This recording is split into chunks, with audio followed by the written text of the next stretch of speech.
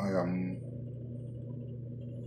doing what I'm doing right now to possibly forestall, preempt, stop problem from developing.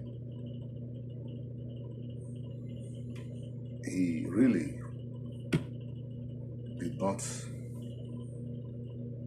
set out to protect the integrity of the sovereignty of Ghana because apparently these were not his concern, but he had a problem with the Igbo people. I mean a Ghanaian politician called Hassan. With my own ears, I heard what confirmed what I just said. Probably he had not met a single Igbo in his life, but because of what he heard about the Igbos, he has a problem with the Igbo people. Somebody who may be Ghanaian or Nigerian shared a video where this Ghanaian politician, his first name is Hassan, was saying that the Hausa people call the Igbo Nyamere. Then he incitingly asked, "Do you know what Nyamere means?"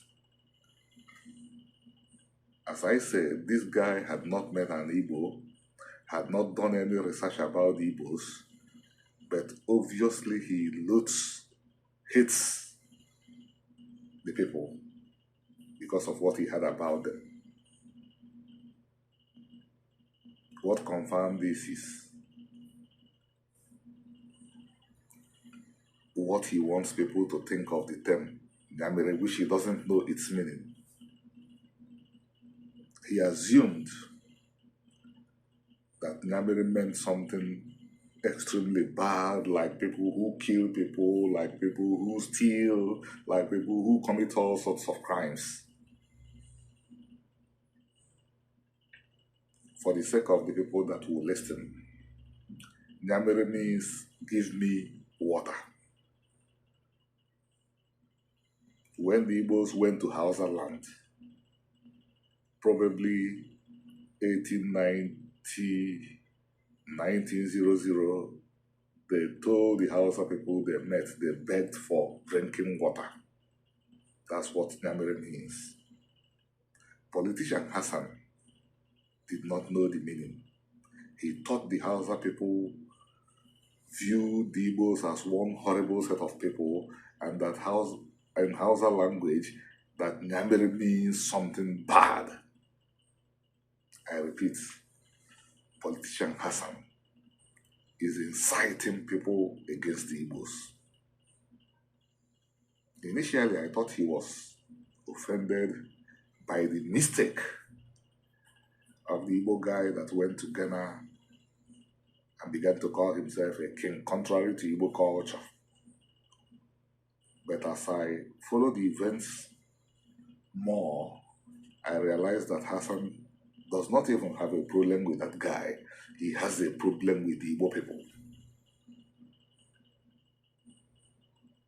That is why he's making crass mistakes like this. Meanwhile, he's a politician and we need to take him seriously. Adolf Hitler was a politician.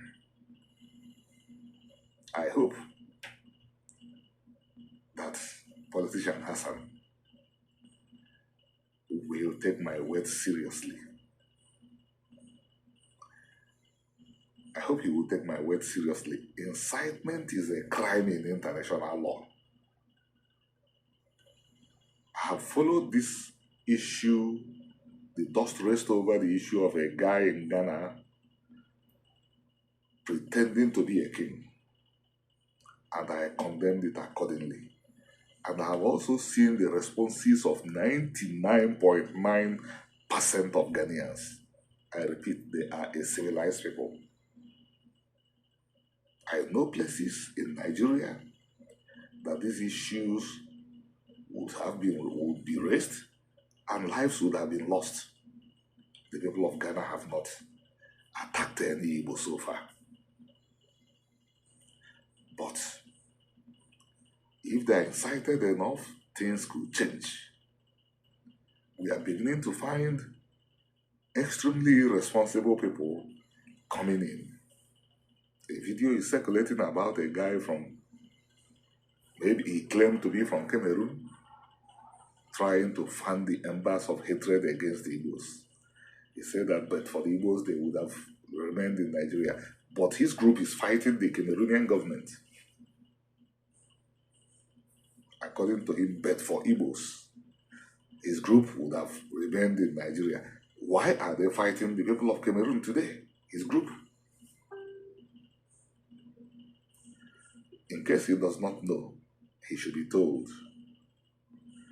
The same reasons a lot of Nigerians have problem with Igbos is the same reason his group in Cameroon had problem with Igbos. The Igbos were forced out of their region. I admit that. They went to other regions of Nigeria and his own part of Cameroon and did jobs that the natives either did not want to do or could not do. Igbos never seized anybody's property. Igbos made a Fulani man the mayor of Enugu. Enugu is the most important Igbo city. And this happened at a time the leader of the Fulanis was saying he did not want a single Igbo in his region. The Igbos are stalked by anti-Semitism. Let me call it its conventional name.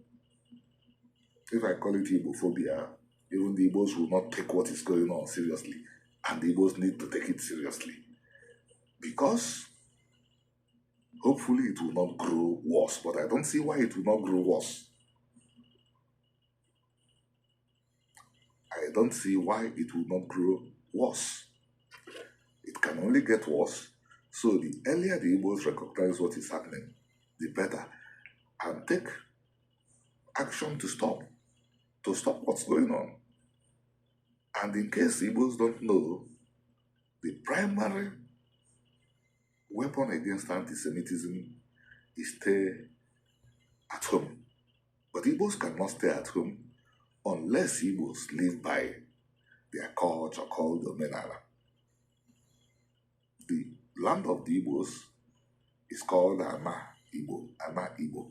The culture of the Igbos is called Omenala. The religion of the Igbos is called Omenala. The Igbos have to live by Omenala to be able to stay in Ama Igbo. Otherwise, this endless, ultimately fruitless wandering will never stop. Yeah, it will never stop. And as the people stay more in the lands of the people where these incitements could be tolerated, ultimately they will toil and lose everything. In the United States of America,